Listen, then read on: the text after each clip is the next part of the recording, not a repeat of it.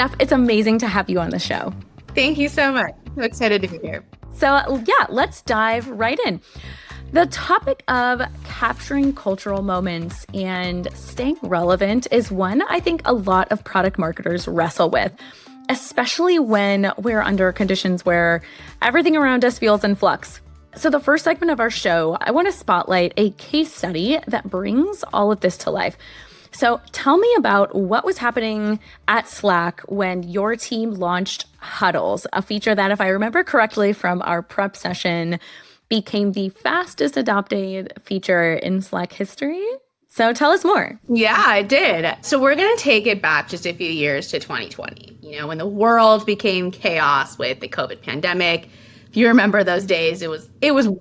Oh, yeah. It was a blur, but I definitely remember. Yeah. Like what we thought was a few weeks remote became our full-time reality. And then all of a sudden, life and work as we knew it completely changed, right? Like this was a global moment, something no one really ever predicted was going to happen, particularly in our lifetime.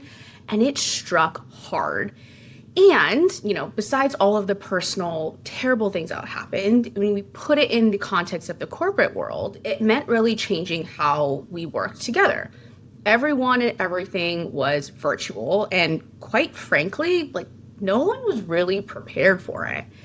And that became an opportunity for companies, old and new, to redefine what virtual work meant.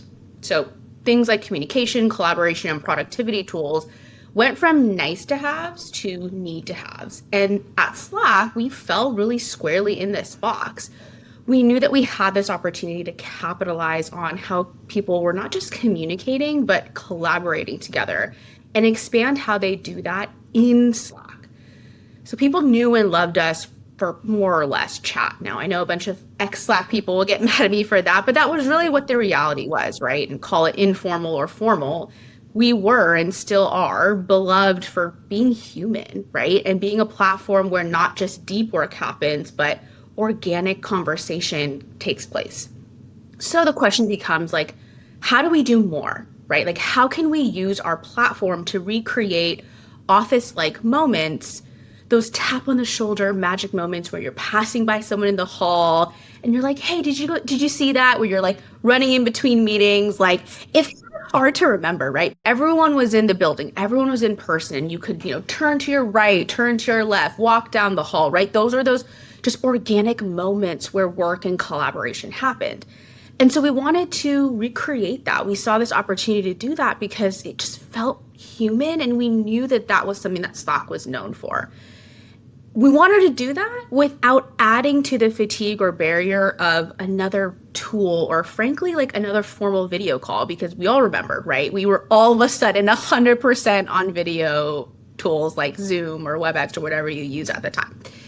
And so that's really what we focused on. We wanted to launch a new way of communication in Slack, apart from what we were known for, which was pretty much strictly messaging. And so we got to work. Using a combination of market and competitive research, deep partnership with customers, which we'll talk about in a little bit, and some tight collaboration with our product and design teams, we got to work on what that next innovation of communication was. And that's what we know and love today as Huddles. And the best part, at least for me as a PMM, was not just figuring out how to launch that one feature, but how to create a launch moment in the volatile market that was 2020. And we did. We not only launched Huddles, that's a great feature, it was a new feature, but we actually launched a new, clear, and durable narrative. I always say that product moments should be narrative driven and product supported, and that's exactly what it was. It wasn't just, hey, here's a new feature, but it actually became this moment of Slack is your digital HQ. I love that. And what strikes me the most about this story, and you said it yourself, but it's how human it is. You weren't just building a feature. You were paying close attention to behavior, right? You were mentioning those magic moments. So clearly, you guys as a team were thinking about what are they missing, what was needed, and what was needed that maybe couldn't even be articulated at that time, right? Because when we were thrusted into that virtual world, there were so many other things going on that you kind of didn't have a chance to even think about it. So it's really brilliant that you're able to think about that. And especially when, again, thinking back to that time in our lives, so much of our work became scheduled, structured, and kind of transactional. So it was harder to have those magic, fun moments with your colleagues. So the fact that you were able to help create something that brought back that spontaneity and connection, such a powerful example, I think, of great partnership between product marketing, product, and design. So love the honesty there. And for Slack, I feel like it aligns so well with filling the gap in a product portfolio. Now, taking basically this big, amazing case study, let's say that I'm a PMM who has identified some big cultural shift or some big change in my market. And I'm thinking, okay, now there's a gap here in my product portfolio that I need to explore. Let's outline the steps that a PMM would need to take to kind of seize that moment. What would step one be, in your opinion? Yeah, it's a good question. So I would say step one is definitely looking for market signals, but particularly amongst your own current customer base. So let's take this example for Huddles for a second, right? Like this was a unique moment, right? Like we don't really experience these huge global cultural shifts too often. So in that way, it was a little bit hard to ignore. But the key here was, how does that affect or not affect your current product and your usage and your customers? So with Huddles, with the sudden shift into remote, we saw this organic uptick in active users. Now, why was that, right? Like, well, it was because people were just online, right? And as I mentioned before, collaboration, communication, productivity tools kind of became the norm. And so we saw people coming online more and more, because where else were folks going to communicate, right? Email wasn't cutting it. Video tools were good, but the fatigue real, right? So what's next, right? It was communication, collaboration, productivity tools, as I said, and that's really where Slack sat. And that was the biggest signal for us to say, oh, wow, we have like a lot of people coming onto our product. We have new teams coming onto our product. We probably can do something here. Right, right. Okay, so your first, I guess the first step would be identifying those signals in product usage. What about business or sales signals? Did you notice anything at Slack there, or is there anything that you would suggest to look at? Yeah, so beyond like your monthly or active users, and again, it's just going to depend on your company, I would say there's two things that we also look for that I would also recommend looking for. The first is your growth or activity relative to your competitors or newcomers. And this is really where your market research is going to shine, right? Like if you see or are experiencing a big cultural global shift in the market, right? We're actually seeing one with AI right now, right? Where all of these companies are doing AI. How are others in your industry reacting? You know, what are they talking about? What are they saying? What are they not doing, right? Like that is a huge shift, or that's a huge signal, right? And oh, maybe we should do something here, or we should do something different than our competitors, right? So always keeping an eye on those trends and keeping an eye on your top 3 or 4 competitors and what they're doing in the market relative to what's happening in that context. The second thing that I would say is like calling it sales pull through or pause, right? So are we seeing your sales team see a sudden shift in deals closing faster? So are they pulling deals through because they're scared of a market, or they want to take advantage of it, or are they pausing spend because of said market, right? And again, we're seeing a lot of this right now in the economy that we have in AI, where we're seeing certain deals closing slower or faster, and a lot of that has to do with the market context. Back in 2020, that's exactly what we saw too, right? We saw companies that they didn't want to spend anything because all of a sudden, right, the way that they were getting money was changing. And so we saw this, oh crap, people are not spending as much, you know what I mean? And that will change what you either launch, that'll change your pricing, your packaging, et cetera. So really paying attention to where your customers are spending or not spending is a huge signal. Yeah, I think that's such a great tip. So in terms of looking at signals, there's your product signals and usage. There's the rest of the vendors in your marketplace are doing. So, you know, whether those are competitors or adjacent vendors, looking at what they're doing.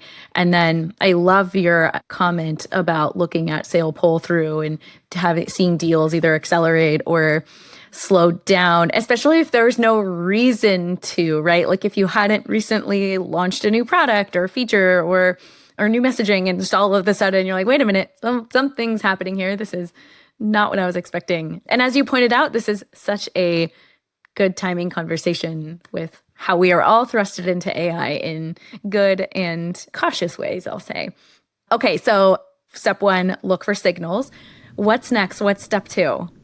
Okay, so here is my favorite part. My opinion, building and running a beta and ensuring that product marketing is involved at every step of the way. Now, I see this a lot, right? Like PMMs aren't always included in betas. Sometimes we get the end result and we're told, okay, now it's time to go launch. You and I both know, right? Like that's the least effective way to create and execute a successful launch, especially when you are launching a net new product. And that's really what we were doing with Huddles, right? And so I will always be an advocate for PMMs to be a part of building and running a beta at every step of the way. I mean, you're in there, you're with customers, you're learning along each step of that process. And then what better way to then use those insights to later on create messaging that really lands with the customer that you are building for. Got it. Okay, so let's talk more about this. How do you run a beta? Oh man, I have a love-hate relationship with betas. I had the privilege of running the beta for Huddles, and to this day, I think it's one of the most successful betas that I've seen and what I'd follow going forward. So first, before you even get into figuring out who your customers are, make sure you just know the goals of your beta and write it down. I know this sounds basic. I know it sounds basic, but it's incredibly important. Sit down with your PMs and your design teams and write out a beta guide that's for both internal and external, right? So answer questions like, what are you building? Why? What feedback are you looking for? What's the time commitment that your customer should be expecting? How long do you want to run it for? Being structured from the start is going to help ensure that your beta process doesn't go off track later on. And you know this because we've worked together at Cisco. Like I'm a huge proponent of documentation. Like start there, right? So once you got that, you've aligned internally, you know what the goals of the beta are. Now you're ready to identify your first segment of customers. Now I would keep this segment really small. So maybe 5 to 10 customers to start. Now, these should be ones that you have the best relationship with. Now, you being either yourself or your product teams or your sales teams, they may be a part of something like a customer advisory board, or they might be ones that have a relationship with your executives, ones who are so deeply embedded in your product and have been for quite some time that they know the ins and outs of what works and what doesn't, and is actually going to give you that candid feedback that you're looking for. Once you've got that solid group to start, now it's really about setting up live and candid conversations from the start. I wouldn't go straight to them with, okay, here's the feature that we built. Like, go do it.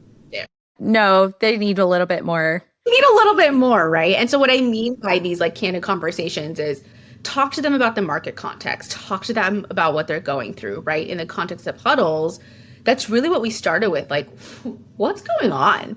Right? Like, how are you working? What's working? What's not? I would imagine that many of those conversations also fed into shaping what the product actually ended up looking like. 100%, right? Because a lot of those conversations then became talking about product gaps, right? You mentioned this earlier, right? Like the whole point, and they know this, right? When you're talking to them and you're asking them about a beta, it's really about, okay, we're trying to launch a new thing. What are the gaps that you're currently seeing in this product, especially given the context of how you're working today? Because that was the conversation we were having back in 2020.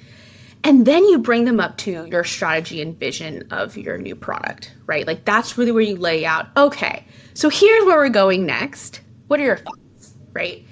And then from there, you get them into the product that you're building. Now, you can do this in steps. You can start from things like Figma files or a slide deck. I've run betas where the first conversation is literally just a bunch of image. And hey, it works, right? Like, yeah, exactly. Just a concept. It's just a look and feel, yes, to help give them a better idea so that you can have a more structured and thoughtful conversation.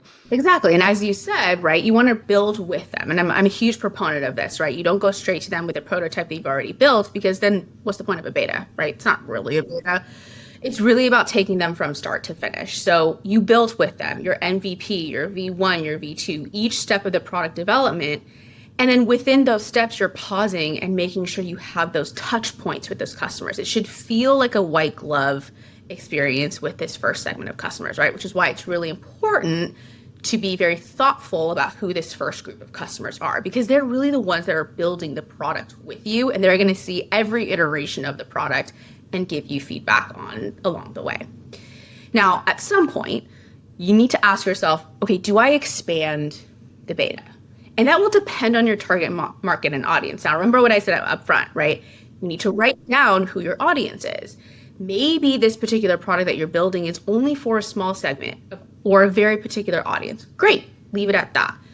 Now, in the context of Huddles, it was for everyone, every team, every industry. So it was a very, very big group. And so we needed to have a bigger sample size across a variety of teams and roles and parts of the country and industries to really get that signal. And so you may not need to expand your beta. You may need to expand your beta, but you should already align up front at the very beginning who you're really targeting for. If you need people, great. Recruit those customers that are missing from the segment that you started with.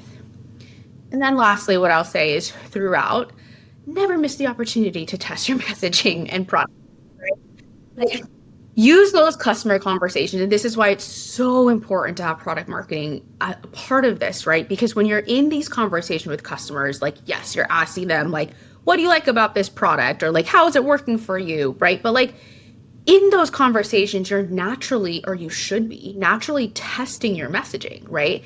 We tested everything from value props to names, right? Like, we worked with them on that. And like, and it's not like you need to do ad hoc new things with the customers. You already have these touch points, so utilize them. Use this moment to test that messaging and test what works, because then at the end of it, which we'll get into, like, you're building not only a product, but a message that lands with your customers for your customers, because ultimately they're the ones that need to understand and validate everything that you're building and saying. Right. It really helps to minimize the time it takes to build great messaging when you have some of that early feedback. Okay, you've given so much good information here. I want to dig in on a couple things. So early on, you mentioned that in the very beginning, it's really important to be clear about your goals. It sounds obvious, but maybe worth saying a couple of times. I'm curious if you guys had to revisit that goal, because I could see how when you're moving fast and things change and, that could influence the direction, any pivots that you may take. Did the goals change? Did you revisit the goals? Did you reiterate the goals? Did that ever come up for you guys at all? 100%. I think one of the things that we constantly were struggling was, for those of you who don't know what Huddles are, Huddles were at the time an audio only way of communicating in Slack. So think about being in literally a huddle with somebody and you had your video off. Now, originally the intent was to remain audio only, no adding video. Here's the thing. You get in front of customers and they're always going to have an opinion on your product. And that's exactly what happened. So I would say almost at every step of the way, we were constantly reevaluating, do we keep this audio only? Do we add video? Do we not add video? And that was the number one question that we kept coming back to.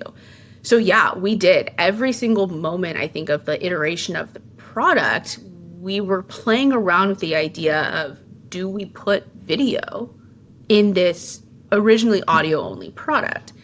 Now, we decided at the time not to, because we couldn't figure out a way to differentiate that from something like Zoom at the time. Now, Huddles has the option to turn on your camera, which I completely agree with. But that was something that we continuously revisited, but we had to pull back. I think that there is a line that you have to, as a PMM, a PM, a designer, an engineer, to say, when do we stop iterating from the initial goal? Because sometimes it can get too big, right? There's scope that can happen when you're talking to customers.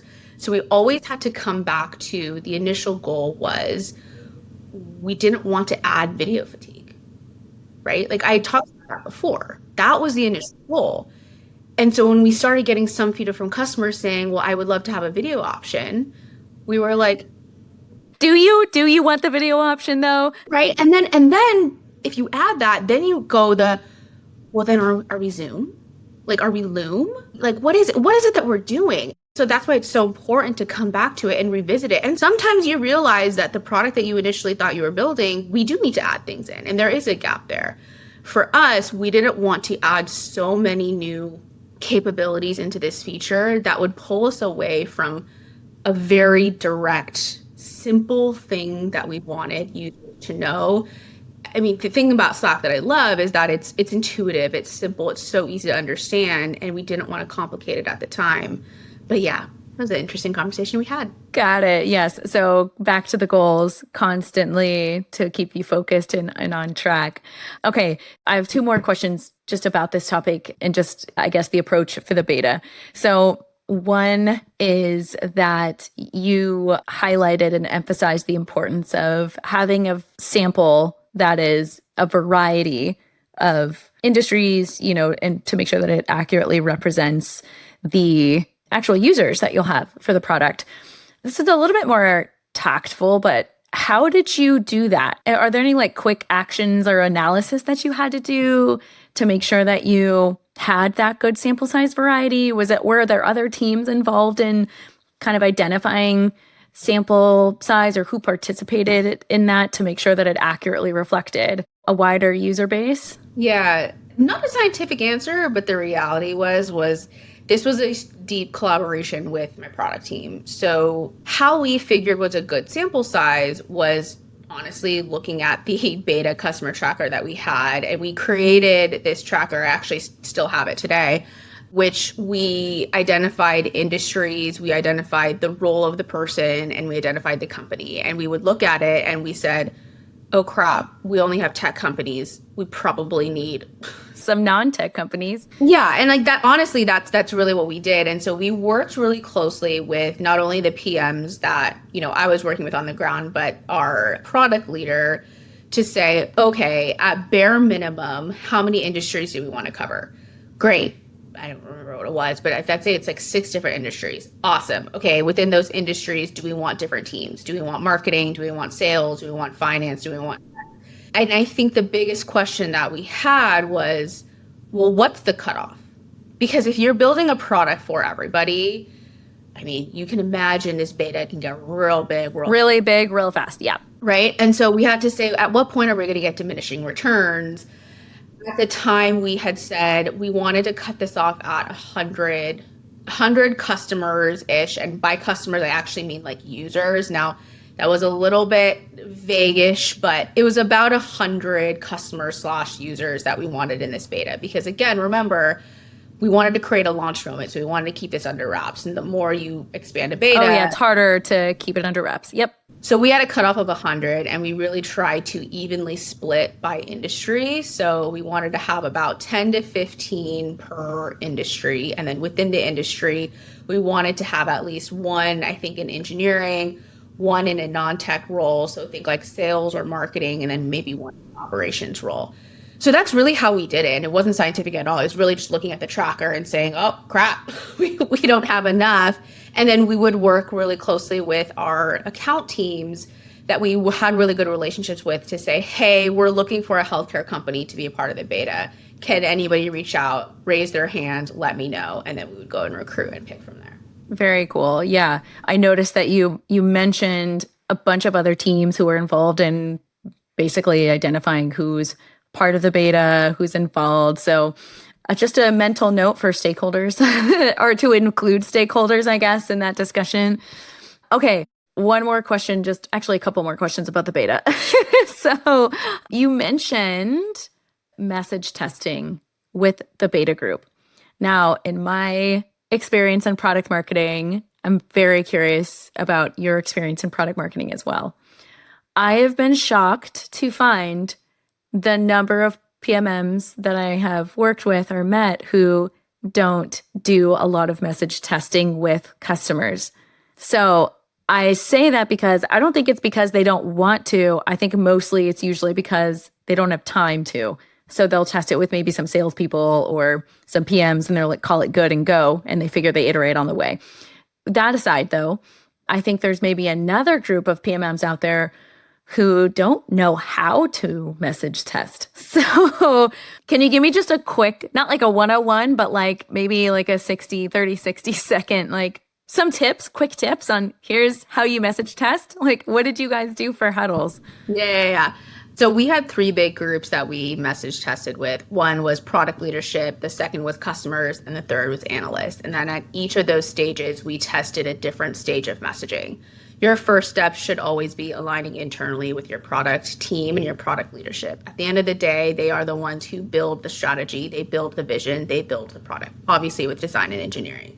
So getting them to align on a messaging framework is going to be super important because you're going to take that framework and then go test it with your customers. So a framework, there's many templates out there, right? But essentially it's launch headline, make it human, 2, 3, 4 value props, reasons to believe, and then what you would like your customer to say about your particular product, right? Your unique differentiators, competitive research, et cetera, et cetera.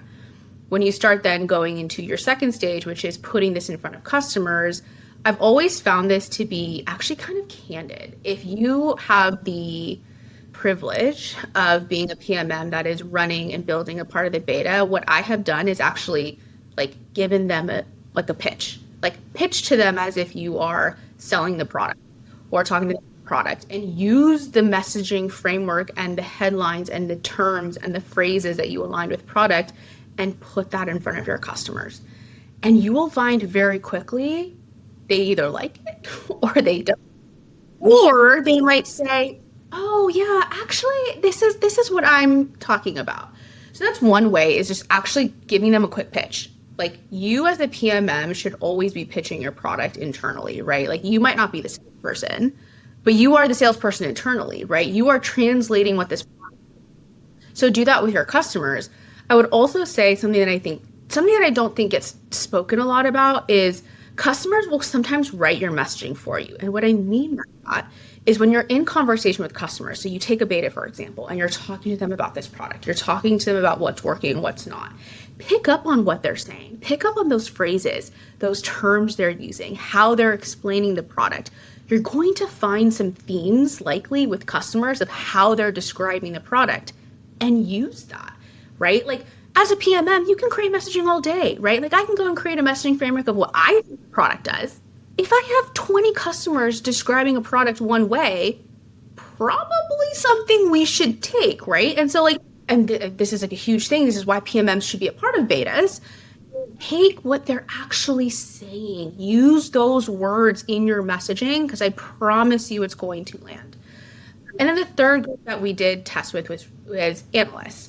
Now, at this stage, it was beyond just the product itself, and it was more about the moment we were creating in the market, right? So as I had mentioned before, we really wanted to make this a big cultural, narrative-driven moment for Slack. So it was not just, hey, here's Huddles, here's what it is, and here's the messaging, but actually it was about Slack is your digital HQ, and that was our slogan. And so with that, as you know, will come a whole different set of messaging. And that's really what we tested with analysts. And that was what you normally would lead with when you do like a big press release or a big digital event, whereas that product level messaging is really where you get into talking directly with customers and trying to sell them on that particular product. I love all of those examples, and those tips are really effective. I want to come back to the digital HQ narrative, because I think we're going to have a lot to talk about there. For message testing, one thing you said reminded me of things that I've done in the past, definitely like pitching your own product to the customer. And another thing that I've done is asking, this is also very similar to what you suggested, which is just asking them, like, if you were to describe this product, what would you say? How would you describe this product to a friend? And then trying to capitalize on that. And then another thing that I've done, and I know a lot of PMMs feel strongly about using buzzwords and jargon. So it's very easy for us to try to go to AI, use AI tools and say, give me messaging for my product X. Here's the positioning statement. And then half of it's going to be buzzwords. Then we'll respond in the prompt. Don't use any buzzwords. So I would advise against that until after you talk to customers so that you can use the customer analysis. I'm not saying don't use AI. Of course, use AI. That's my personal opinion anyway. But use AI as you're building the prompt with AI. Include the analysis and the findings from your customer conversations. And if you have some of those maybe unique or different words that you'd like to use as part of your messaging, take it back to your customers and say, what does this word mean to you when I use it in this context? To see if it's landing the way that you think it'll land, or if it's just causing more confusion and maybe it's something that you need to iterate on. So did you have any thoughts on like leveraging AI for messaging? I know this isn't totally part of this topic, but it's also just a popular discussion right now and out in the PMM world. Here's the thing. I'm a huge proponent of using AI thoughtfully and effectively. I don't think we can avoid it. I think as PMMs, we have to embrace it. And again, you and I, we work together. So like I have used AI. Oh, I lean into AI hard. All the time, right? But I think what you said is exactly how you should be using AI, right? Like AI is a partner. It's not going to do the job itself, and it shouldn't do the full job, right? Your job as a PMM is to, in my personal opinion, is how do you leverage AI to make what you're doing even better, right? So it's only going to be as best as the inputs you put into AI. So what I have found that's really worked for messaging is doing exactly what you talked about, which is you have all the insights, right? You have all the input. You should have some technical expertise on what the product is. You've got your customer insights. You've got a little bit of understanding of how you want to talk about it, right? In human language. Now, how do you package all of that up and prompt AI thoughtfully to then give you an output that is more or less usable? But then even then it still needs tweaking. And so that's exactly how I use AI, right? Like I spend a good majority of my day putting together an initial messaging framework. And what I mean by initial is really actually like a messaging, right? Like I have everything I want, putting it into AI, prompting AI to say, make it, more human, or I want to pull this thing out, or I need help on this second value prop, gives me an output. And then you still need to tweak it, right? Because you know the brand, you know the voice, you want to make it human. AI does do a lot of buzzwords and jargon. But I think using it along the journey versus using it once and then taking that and saying, hey, I've done it, that's not really useful. But I use it every day in my job. And I think it's a wonderful tool. Like I will say it's helped generate ideas. It's helped me think more creatively, but it should not ever take the entire job of doing messaging, because you, human, are going to know best how to talk about your product. Right. It's like a little robot sounding board. Who doesn't want a robot sounding board? Okay. All right. Fun segue. Back to the beta program. I think this is my last question on this subject. How did you know it was over? Good question. I will say you'll know when it's over, and we knew it was over when we had enough positive signals from our target audience that we actually had something that was working. Now, that does not mean that it's perfect. It doesn't mean that every single customer in your beta is like, I love it. There's absolutely nothing I would change. Because the reality is that people just don't like change, right? Like, that's just the reality. And every time you launch something new in the UI, right, or a user experience, as I'm sure you've experienced in your career, people get upset. Right? Like there's no one's ever going to be really happy. Yeah, but especially when it's a beloved tool that people, they like it how it is. They're like, don't change my thing that I love so much. Yeah. So we, for us, again, as I mentioned, Huddles was for everyone. And that's hard, right? And that meant that we needed a good enough positive signal from a pretty good variety of people and industries, not just tech people, because that was who, we're beloved by. And not just like 10 people. We needed enough. And I don't quite remember if we had like a hard set number, but I would say would likely be about 60 to 70% of your beta basically saying like, yeah, this is good. I like it. I have a few tweaks here and there, but for the most part, I'm using it. I like it. I would use it. We ended up expanding to, I think about a little over 100 customers around the world. And that was our limit, right? And from there, we had the majority of them actually using and for the most part liking the product. And so we had enough signal to say, okay, I think we have something here, and I think we have the insights we need to take this into final development and final messaging and actually launch the product.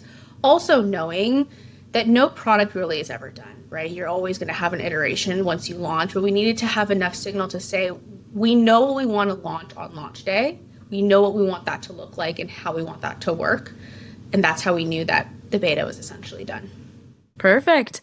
Okay, so I want to rewind back to the top of our conversation where you mentioned, and you mentioned this in our prep call as well, that the Huddles was at the time the fastest adopted feature in Slack history. Why do you think that was the case? What was driving that fast growth? So I think there were a few reasons. I think the number one thing, which is why we're talking, is like we launched at an opportune time and we launched quickly, right? Like I said, this was in 2020 when the world shut down and everything changed really rapidly. And we had a very limited window to come out with something that spoke to our customers. And we really leaned into what was happening, as well as the challenges people were facing, which was video fatigue. Like I remember reading so many articles about video fatigue, and people hated it, right? Like you had to be on. No, it wasn't a good thing. People were in there. I just started turning my camera off. I'm like, no, I'm here.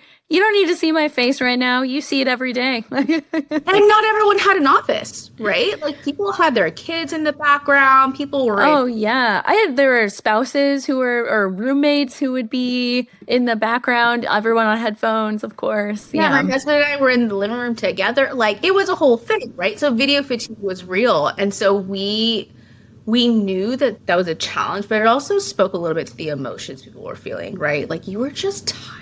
You were drained, but you still craved human connection. And I think we capitalized on that really well. And I think that was the number one thing that we did. And we had that product market fit with something that was recreating those magical moments at the time. And that's really where Huddles came in, which at the time, again, was audio only, because we really wanted to build on the fact that like, you don't need video, but hey, like, Elle, I just want to like talk to you for 10 minutes, but like, I don't want to see your face because like you don't want to see my face. But like, so that was like the number one thing that I think, which was why we were successful. I would say the second thing was that it was just easy. Like it was truly a one-click experience. And on that note, like, as I mentioned, everyone was just in Slack. You're in Slack. Slack is a tool that like you're in, right? When you're typing, you're in there. You see your sidebar, your channels, your thing. And so the fact that Huddles was just right there at the bottom of your sidebar, and then you just click the toggle and you're in Huddles. I mean, there was no barrier to entry, right? Like think about when you wanted to talk to somebody, you would have to set up a video call or you had to email them and there's a link and then you go there. Like no one wants that. It was so intuitive. There was no barrier and it was just easy for folks to just go on Huddle. And then in that same vein, it wasn't hard to try. And it wasn't hard to bring awareness because we tested in product notification. So when we launched and we rolled Huddles out, and we had these little tooltips that were in the context of the product where you were already working. And so it was like, you already had the attention of users in your product. And you were like, hey, we have this new little thing. Why don't you try it? There was no like, it wasn't in your face. It wasn't like 5 clicks. It was, no, just a toggle button and you were in there. Like, oh, this is easy. And I think that like making it so simple for users to not only know what it is you're launching, but just try the thing that you're launching, you can't get any better. Yep. I'm going to summarize what you said because, and I have to admit this isn't mine. I actually heard this from, I forgot her name now, but the founder of TaskRabbit. She was giving a talk on another podcast. I can't remember which one, but she was talking about getting traction really easy, product market fit and all this stuff. And she said the 3 T's, which I had never heard of for product market fit. It was timing, technology, and TAM, total addressable market.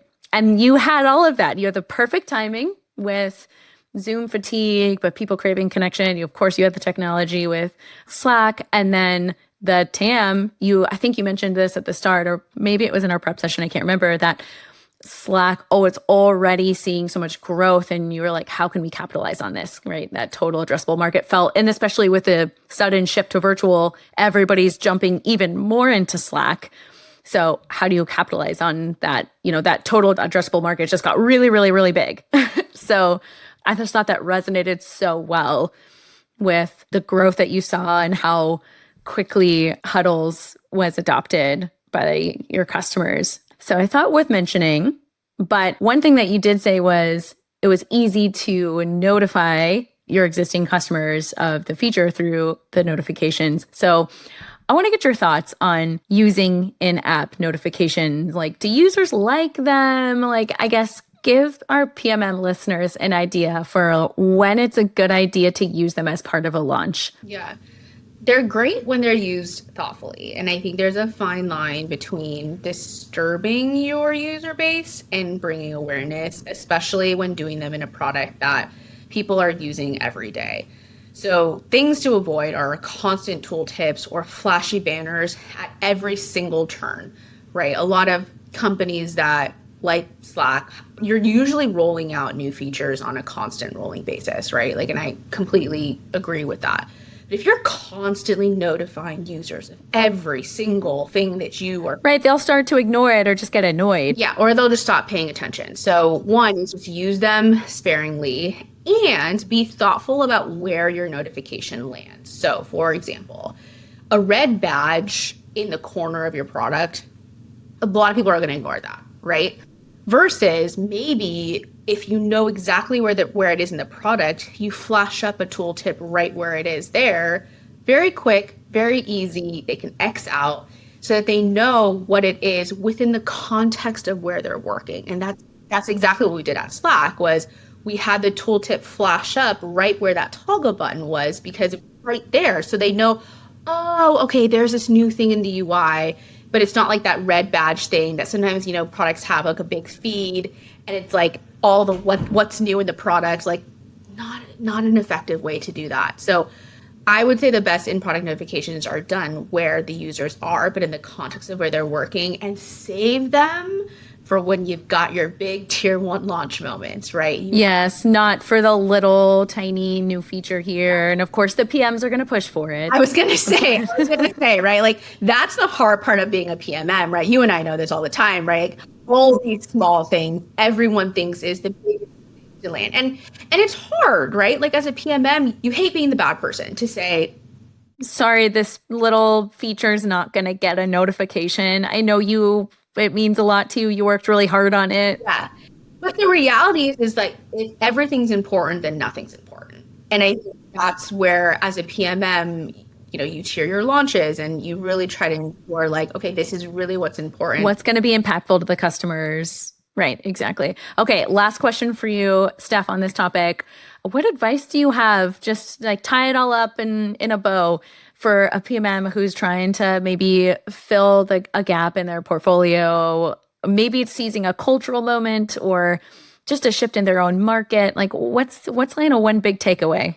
Follow your customer. I mean, here's the thing. I don't think Huddles would have been successful if I personally wasn't able to really listen and learn from our customers along the way. I am a huge proponent of building with your customers. Every prototype, every message, everything that you are doing for a launch should be done with your customers. And if you can, like, get that live FaceTime. Like, I learned so much from having real conversations with customers before the thing landed. And we actually got like some really great customer testimonials from it. When we did our digital event, we were able to have customers like clamoring at the bit to want to present with our CEO. Like, your customers are they're your product, right? And like, as a PMM, the more you can advocate for yourself to be a part of a beta or to be a part of those customer conversations, the better off you're going to be. And it's going to make your messaging and your whole go-to-market launch motion so much easier, because you're not fighting for your own words, right? It's not coming from just you. You're actually talking from the voice of the customer. And that's the best thing you can do, is like these aren't necessarily what me, Stephanie Sosa, thinks. It's what customer A, B, C, D, etc. has said. That's the best proof point you can have when you're trying to fight internally. Yep. So quickly summarizing everything that I have heard from you today, it's step one, signals from your customers, from your market, from your competitors, the sales data. I thought that was really interesting. And then building out that beta program, everything, bringing the customers along the way from the very beginning, from casual conversations to just showing them product concepts, getting their hands on it, and then all the way to message testing, and then using some of those customers as testimonials for the launch. I can tell that customers have been at the beginning from the very, even from identifying the cultural shift. Obviously, you're like looking at, you felt it yourself, of course, but paying attention to other people and having empathy for what life is like for your customer. Okay, so now it's time for our next segment of the show. That's our messaging critique. So this is where you and I get to be product marketing experts, as we are, but analyze real world messaging. And this is so fun because you get to pick the company that we analyze. So before we jump into that, just 3 quick ground rules for any first-time listeners out there. First, Stephanie, you're going to tell me what the company is, give us a little bit of information about who they are, what they do, who their target audience is. Then you're going to tell me what you're loving about the messaging, like what stands out to you or about the product. And then 2, something you wish the PMM would have done differently. And then 3rd, how do you think the PMM could take it to the next level? What could they iterate on? Is there a creative campaign or interesting content they could develop? And that's it. Like, it's all about learning and refining our craft. So not looking for negativity, just a thoughtful, constructive critique. All right. So let's get started. Do you have a company in mind? I do. Have you heard of Sierra? Only after you mentioned them before, but otherwise, haven't otherwise heard of them. So tell me about them. What do they do? Yeah. Since we were talking about AI earlier, I figured it would be just a really great opportunity to pick another AI company. Of course. There are so many. What else are we all talking about? So Sierra fits squarely in the world of agentic AI. It is a platform that enables companies to build AI agents for their business. So think customer service, chatbots, or commerce. So, when you go on a site and you have a little chatbot that pops up, Sierra is actually enabling companies to build their own custom AI agents and using AI, obviously, to learn and adapt on the fly and ultimately make it more human. So it actually feels like you're interacting with a real person and it's always learning, adapting, and responding. Right. Okay. So I'm pulling up their website, sierra.ai, just for anybody who is curious and wants to go check it out yourself. So tell me, what are you loving about this messaging, or I guess just the product in general? What's standing out to you? The number one thing, the reason why I picked this is because I love how human and simple the language is that they use. I am a huge proponent of relatable human language. And I think in this world of AI, and there's so many AI startups, right? All the listeners out there, I'm sure you can name 10 to 15 AI startups. But I think we talked about this earlier, right? There's all this jargon and buzzwords, and it can get pretty technical. AI is a pretty complex thing, right? There's all these models and everything. And sometimes it's kind of hard to just understand what it is that they do. And what I really love about Sierra and their messaging is that it's really easy to understand. You look at their homepage and it's just transform your customer experience, engage and delight, support, adapt. They're using real human language. And I think that just, I think people underestimate how amazing effective.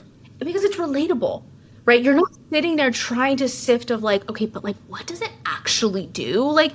It's telling you in simple human language. And you know what? That's good. We don't need to always, complicate things. Don't need to throw the buzzwords in there. Don't do it. Literally, it says engage with faster, better phone calls. It's to the point. You know exactly what it does. And I love that. Right. And in fact, it's so I'm sure this was intentional, but when I scroll like up at the top of their page, the sub header is Sierra helps businesses build better, more human customer experiences with AI. So to your point, I bet their product also leans into a more human feel, which I don't know if that's good or scary when we're talking about AI. So Yeah. but we're not here to critique the product itself. We're just looking at the messaging. Okay, so if looking now again at the messaging, what do you think the PMM maybe could have done differently? Not saying that anything's bad necessarily, but what's something they could think about as they're iterating? I thought about this, and I think one of the things that kept coming up to me is I wish it was a bit more differentiated, and I wish that they would have highlighted a little bit of what made Sierra unique versus what it just does. And I think they do a wonderful job of doing relatable human value props, but there's so many AI companies, and agentic AI really is, in my opinion, the next big wave of what's happening in AI, right? We have a lot of these companies trying to figure out agentic AI. So what's different here, right? Like what makes Sierra unique across all these other companies that are doing agentic AI, right? Like we just had an analyst message testing around this actually, like it's a big thing. And so I want to make that a little bit more front and center here. What is differentiated and unique about this? What's going to make this stand out versus, just talking about what it does? I think we could pull that out a little bit more. Yeah, right. Absolutely. And when I click into like some of their other pages on their website, they have the product page, they have Meet Your AI Agent. And I agree. I don't know the space, right? I know AI, obviously, but it's hard for me to differentiate what they might do versus, maybe what I could build from scratch with another company like ServiceNow. So it's really interesting. Okay, so now if you were the PMM for Sierra AI, obviously you would pull out some differentiation, make it a little bit more front and center. What are some ways that you might take it to the next level? Or like, is there add some creativity content or campaigns? Like, what do you think? So this is an AI agent company, right? So like, I think it would be super cool to have some fun with that on the homepage or even in marketing campaigns, like actually give you the agentic AI experience up front, right? Like they kind of start to do this at the top where you see that animation where it's like, can you help me find whatever? But what if they played around with that in the homepage itself and said like, have you actually interact with the page or interact with the campaign? Whoa, like what is this? Right? And so like you're actually using the product to discover what the product is. Wow, you're really cool because it's all about being human, right? So you're like trying the product right there, front and center without reading about it because it feels like it kind of feels like a missed opportunity to use. I absolutely agree. And what a good example of show, don't tell. Yes, exactly. And even on their homepage, they say transform your customer experience. Wouldn't it be so cool if they say something like, I don't know, I'm not good at copywriting, but like, this is your customer experience. And then like you click into it and like you find out. Actually like playing around with it. Like, I think that would be so fun because yeah, you're showing and not telling the product. That is so fun. Okay, Sierra AI PMMs, you've got a couple fans, great messaging. Also, this is a really good idea. So please test it and let us know how it goes. Maybe come and do an episode on the podcast and definitely give some creds. So before we go, Steph, I just want to have a gratitude moment and say thank you so much for your willingness to come on and share this story and case study about Slack and give back to the PMM community. I think we're so lucky to have PMMs like yourself willing to offer the mentorship and to give the advice. So thank you so much for your time today. And then also want to ask you, how did you get to be such a great PMM? When I ask that, I mean, who are the PMMs who have shaped your skills and your view on the PMM world? Oh man. So I have two incredible leaders in mind. The first one is Vikas Bhagat. He is currently I think a senior director at Webflow. He was the person who actually helped me transition into this more traditional enterprise product marketing actually at Slack. Incredible. Just a great human leader, really understands product marketing. He actually came from a competitive intelligence background. So that was really helpful to always have somebody in my ear to say like, what are your competitors doing, and always thinking about that. So I definitely credit him for helping jumpstart my career in product marketing. And the second is most recent at Airtable. My old manager, Christy Roach, who I adore. She is one of the most phenomenal product marketing leaders I have ever worked with and worked for. She has definitely been one to help shape how to be human in your messaging, but also how to lead by example. She's just incredible. She knows her messaging. She knows how to get executive alignment and talking with product and talking with sales. And I have learned so much from her. I consistently say she's one of the best leaders and managers I've worked for. So if you ever have the opportunity to work for either of those two, highly recommend it for any other PMMs out there. Oh, I know those two are they're going to get some LinkedIn requests after this episode. Isn't it so great, by the way? I feel like once you have an incredible leader, you hold every other leader you have or every other manager you have, you kind of like compare. You can't help but compare them to the amazing leader that you've had already. And I just keep going back to anytime I'm in a situation, what did that manager do? And how can I be more like that manager? So I love that. Okay, my last question for you is, where else can we access your expertise? Is it best just to find you on LinkedIn? Yeah, LinkedIn is the best way to find me. Amazing. Thank you so much, Stephanie. It was so great to have you today. Thank you. It was so great to chat with you. I love this. This is awesome. I love this. So fun. Okay. Thank you, PMM listeners, for coming on this adventure with us today. I hope this episode leads you to inspiration and taking the next step in your own journey.